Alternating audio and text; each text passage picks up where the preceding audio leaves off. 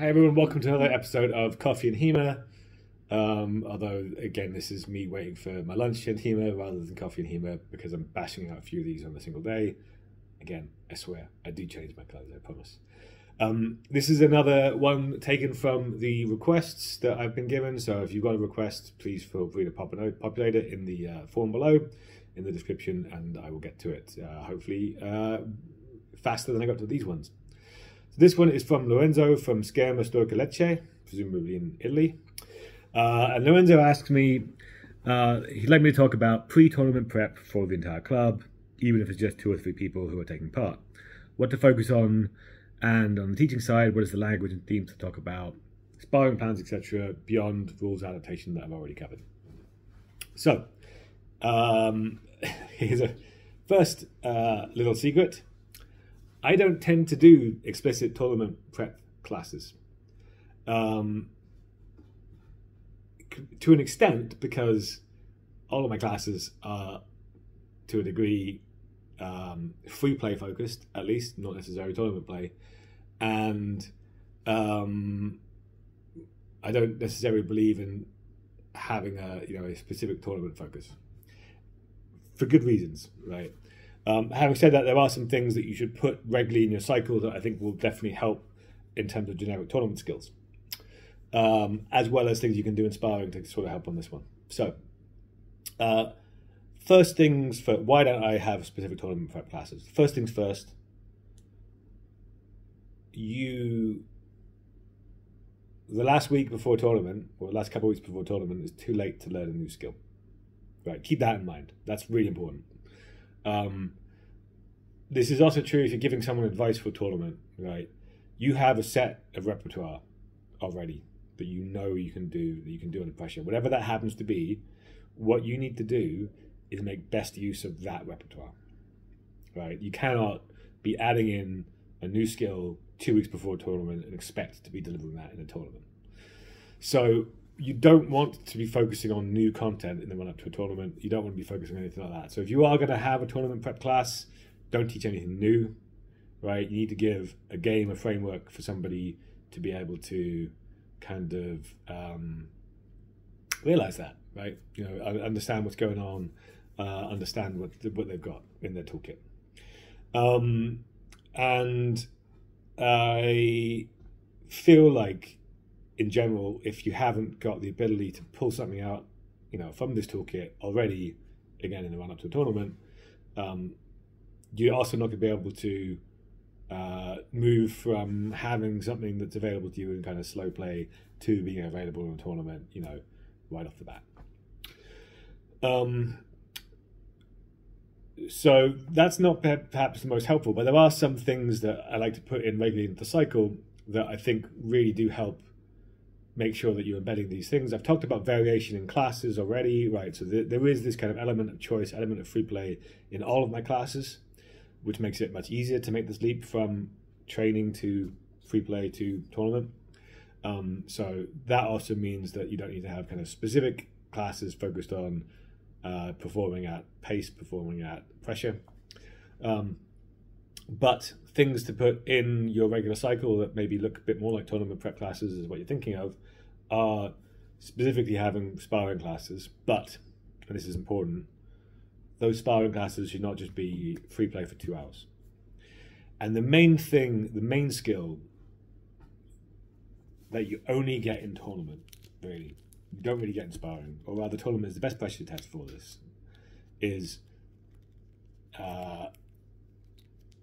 how to phrase this. I was talking about this in the pub the other day. The skill that is particularly useful for a tournament is the ability to read what your opponent is doing and make a plan of action based upon that works. And this kind of adaptation is the difference between successful people and non-successful people in tournaments. You see a lot of events where somebody goes behind and then they come back, right? And this is normally because they've done this well. Why you do this in sparring, but the reason why it's so much more critical in tournaments is you have a limited framework, limited time to do this normally, either points or time limit. And if you're too slow, it's too late, right? You're already 9-0 down and you haven't done it.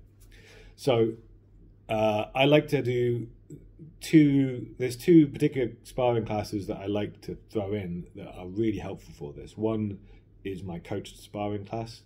So the coached sparring class, you take everybody who's come, you put them in pairs, and the pairing is such that everybody is the coach and the sparrer at different times, right? So you will be coaching your partner, and they will be coaching you when you're sparring. And it's a series of essentially sparring, and each time they spar with somebody, they have an exercise. What happens is they spar for 2 minutes, the coach gives them some advice, they spar the same person for another 2 minutes based upon that advice. But they have to adapt their fencing based upon the coach's advice, right? That's the crucial thing. It's not just they've been told something, the coach is telling them this is the thing, this is what you need to do. So this practice of actively adapting based upon what's happened is also then very useful for when you recognize it yourself in a tournament.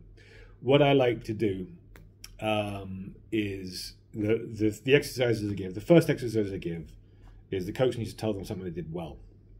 And the advice they give is, now you're not allowed to do that. So, great, you were fantastic at sniping the hands. You can no longer snipe the hands.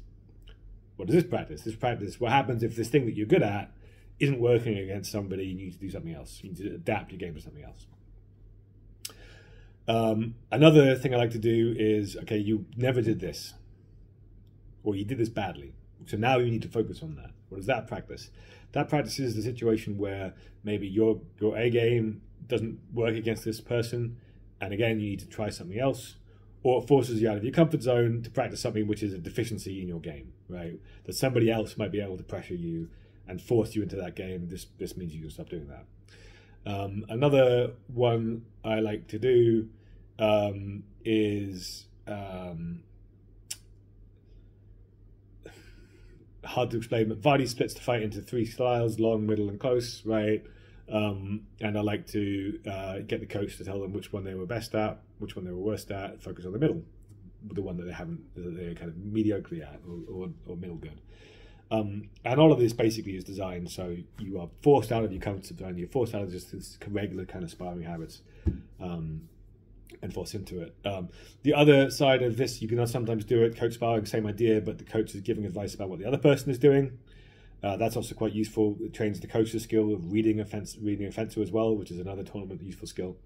And again, they're giving them specific advice about what to do against a person who's doing something. And the interesting thing about this is, of course, both people are getting advice. At the end of coach sparring, what I tend to do is then get the coach and the 2 coaches to spar each other, using as much of the things that they know about that person's fencing as they have learned from watching them for the whole class. And that's, again, quite an interesting one for getting somebody to understand what they do. The main thing about all of this is busting people out of the comfort zone, right? If you have just regular free play, you kind of follow the same patterns, you do the things that you're good at, you're playing about, you're experimental. This is training actively changing what you do. Once again, I've massively overrun my normal time because there's no coffee keeping me honest. The other similar thing I like to do is a senior exercise. I've got this on my blog. Vardy has this image of a fencer that has different kind of traits of a fencer that has different body parts, right? What I've used that for is each one of these things is describing something that a fencer should do. And what I've used that for in the past is I've given fencers a random one from this list. And then their task is to A, fence like that, and B, work out what their opponent is trying to do in their fencing, and at the end of it they come back. So this is once again practicing that, reading what my fencer was doing and coming up with a plan that's not necessarily my comfort zone, but is still drawing upon the repertoire that I have in my back pocket, which are both kind of critical fencing skills for a tournament. The Senyo works well because it's a nice historical text. It's got lots of descriptions in it. It's got some other kind of benefits in terms of understanding how hard it is to work with historical texts. But you could just come up with any kind of little persona, right, that you want. And essentially it is pick a random thing out of a hat. You know, A, need to fence like that, and B, need to work out what your opponent is fencing outside of their comfort zone. And that's another good tournament prep class. In terms of the other things, in terms of language, in terms of all this kind of stuff, honestly, you need to be thinking about these things throughout, right? The main thing for any class, right, the language to make sure someone can then do it in a tournament, doing a pressure advice, is keeping things tactical, right? Don't talk about techniques alone. Techniques are there to do something. They are there to make sure that you can achieve some kind of tactical goal. Make sure that language is always there. Make sure that you are having some kind of awareness of things outside of the drill, like so they can talk about like whether they think this worked because it was a drill, or they think it worked because or whether there's some issue that would have caused them issues if they had been trying to actually be hit. And then every drill needs to have an element of choice in it, right, throughout any drill, at any point, not just in tournament prep. And if these are kind of your foundations, people will be learning what their toolkit is, and people will then just have to work out the one skill, which is reading my opponent and coming up with a plan on the back of that, which I think is crucial, and pretty much tournaments being the best place to train that skill. Hopefully that was helpful, not too rambly. Sorry once again for my coffee not keeping me honest in terms of time.